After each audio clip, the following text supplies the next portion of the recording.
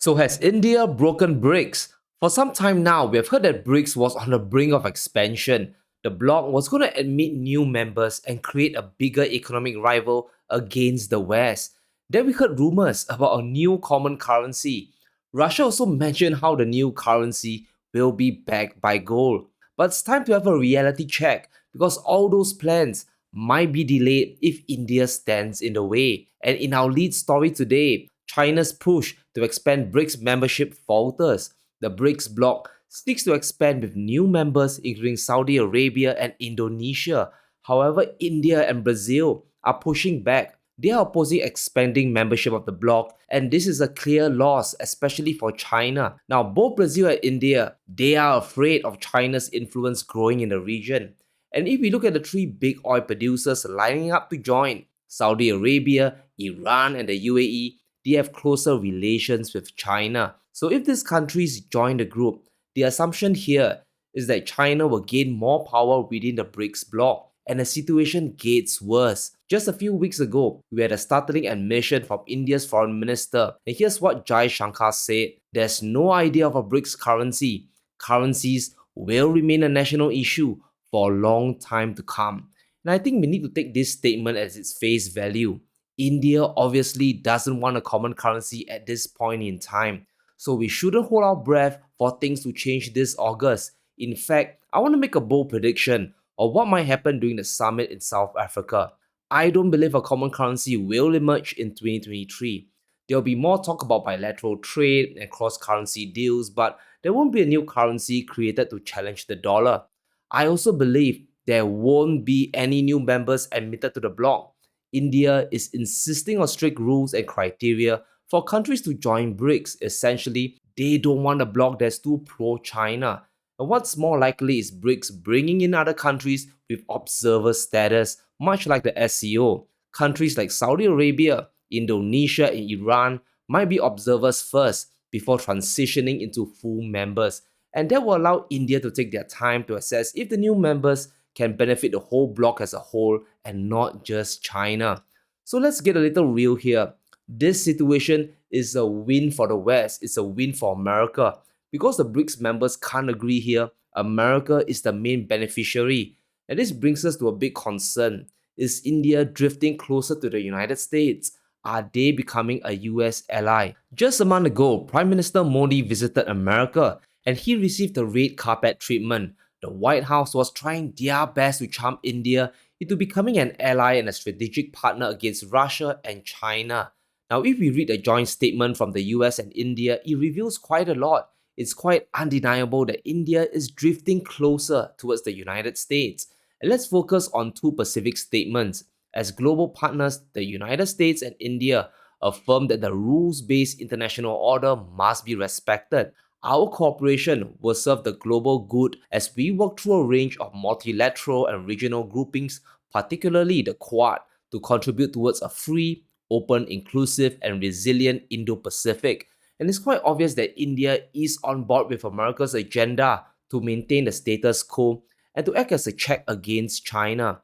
But why is India doing this? Because it serves India's national interest and the benefits they get from the United States is very tempting. During the visit, Biden administration announced a ton of economic deals for India, and these deals are centered around semiconductors, critical minerals, and technology, areas which India will benefit from the most. And a big one is a huge investment from US tech giant Micron Technology. Micron is going to invest over $800 million to build a semiconductor plant in Gujarat, the first ever in the country. So this is a big deal. For India, this helps them become a bigger player in the tech world and gives them access to US markets. The chips that come out of there will likely be earmarked for American consumption. And for America, this helps to friendshore their chip production away from Taiwan, which is close to China.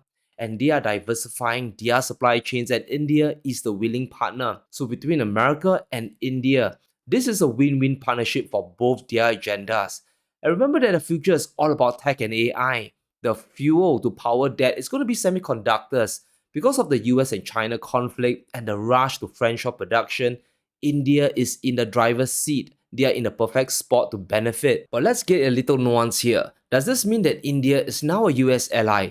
Well, not really. It's quite obvious that India is playing both sides to reap the maximum benefits, and I don't think the focus here is about becoming a Western ally, but it's more about building India's economy up. And we can see their motivations reflected in their stance on the Russia-Ukraine war. Now, back in 2023, the EU took a shot at India, criticizing them for buying Russian oil. They didn't like the fact that India was buying Russian oil and then re-exporting it as refined fuel to Europe, making a ton of money in the process. India's foreign minister, of course, slapped back on this, saying that if Russian crude is substantially transformed, it is not treated as Russian anymore. We can see that since August 2022, India's imports of Russian oil have soared. In May this year, they imported almost 2 million barrels of crude oil a day from Putin, and that's more than their imports from Saudi Arabia and Iraq combined. They are buying less oil from OPEC and shifting reliance towards Russia. And if we fast forward to June, India is still buying a ton of crude oil imports from Russia. Even China is importing less oil than India. In fact, if we look at India's defense industry, we can see that Russia still remains their top arms supplier. Moscow accounts for over 45% of India's arms imports from 2008 to 2022. And that's a lot of weapons coming from Russia and not the United States. And does this mean that India is an ally of Russia and Putin's biggest supporter? I don't think so as well. And this is where we need to understand India's philosophy towards the world. India is a country that follows a non-alignment policy. It is neither pro-Western nor anti-Western. India thinks for India. Now, India's first Prime Minister, Nehru, said it best, and this is one man who managed to keep India from choosing sides during the Cold War. And here's what he said: by aligning ourselves with any one power, you surrender your opinion, give up the policy you would normally pursue because somebody else wants you to pursue another policy. And this helps us to understand India's motivation. India is pursuing their own policy, their own national agenda, and whether that is working more with the United States or BRICS, India is all about India. Now, India wants to grow their economy and increase their options in the world, and that's why we are seeing this situation happen today. Now, let's address the elephant in the room, which is India's relationship with China. We know both countries aren't exactly on great terms, and there's a reason why India doesn't want BRICS to expand on China's terms, because they are afraid of swapping one hegemon for another. And a big part of India's beef with China has to do with their border disputes. And this is a whole separate topic, but here are the cliff notes. There's essentially a big border dispute between China and India in the Himalayan region. China doesn't recognize the British-drawn borders, while India claims the Chinese-administered zone of Aksai Chin as theirs. Because of this and many other issues, there have been clashes along the border, and until this gets resolved, China and India relations will be strained. And during the recent SEO meeting, India pushed back on China's Belt Road Initiative, the BRI, and the main contention here is the China-Pakistan Economic Corridor, which India says violates India's territorial integrity. And this corridor cuts through Pakistan, which India says is being occupied illegally. And once again, this is back to the border dispute that surrounds China, India, and Pakistan. And if we really want to see a united BRICS or the Global South, this border dispute has to be resolved peacefully. But that isn't going to be easy. India is also pushing back on the Chinese currency. Back in March, India discouraged foreign trade settlement in the Chinese yuan. They told their banks and traders to avoid using the currency to pay for Russian imports. Instead, they prefer the use of UAE dirhams instead.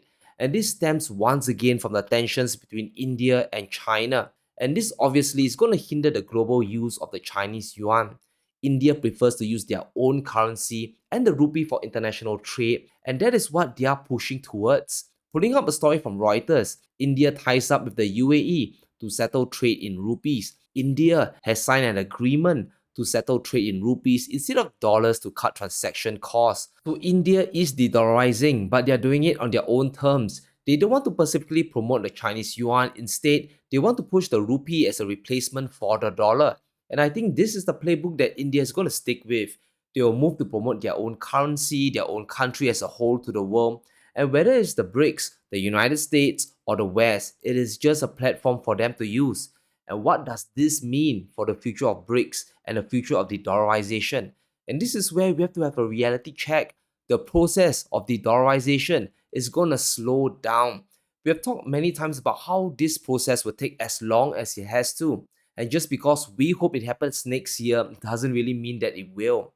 There won't be a BRICS currency coming soon, and chances are new BRICS members won't be admitted in 2023. According to officials, draft rules for admission to the group were drawn up after India's opposition to China's push for expansion, and that means the framework isn't ready yet. At the very most, this coming BRICS summit will be about firming up the framework for membership. So don't get your hopes up for a guarantee that new members will be joining in August. It is still too early. India doesn't want the bloc to be more pro-China. They also want to choose who gets in or not. They have expressed that it's better to choose democracies like Argentina and Nigeria rather than Saudi Arabia, which is autocratic. Now, if this is true and BRICS follows India's lead, then it is a setback for the bloc, especially when it comes to energy. Saudi Arabia is the second largest producer of oil in the world, coming in at 12% of global production.